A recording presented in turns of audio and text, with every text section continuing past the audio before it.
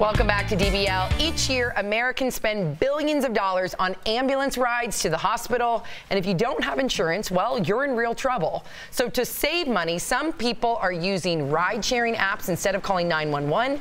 In fact, some medical experts say go for it, since not all trips to the ER require the expensive medical staff and equipment that you're actually paying for. So DBL Nation, would you ever rely on Uber or Lyft when seeking urgent medical care? It's sad that we're in this position, but let's get to your comments. Yes, it is, Sam. Cosmo from Twitter says, not gonna lie, I had a passenger use my Lyft as an ambulance to go to the ER, and it was terrifying.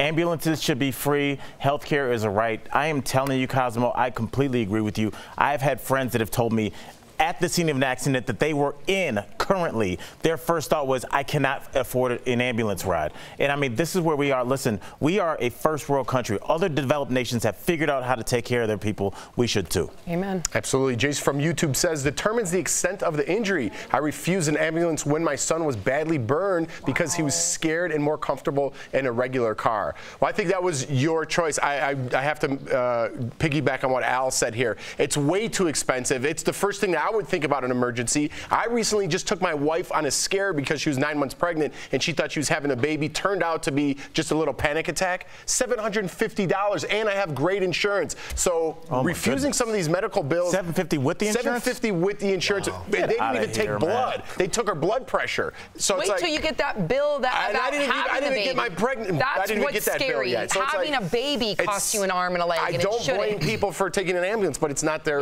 You know. Sorry. Go ahead. All right. Last but not least, Mindy on Twitter says, I once tried to refuse an ambulance, but they made me get in. I said that I just needed help down the stairs. They said I had to get in, literally carried me into it and tried to charge me $1,000. The hospital was only 2 miles away. Mindy, I'm sorry you had to go through that, and I hope one of our producers can get us the rule on when it comes to being able to refuse a hospital, but an ambulance. But this is when someone could use a ride-sharing app. There's nothing oozing from their body. She just needed help getting down the stairs, to roll into the Uber, and then go 2 miles to the hospital. That's right. Fair enough. Well, thank you for your comments, DBL Nation.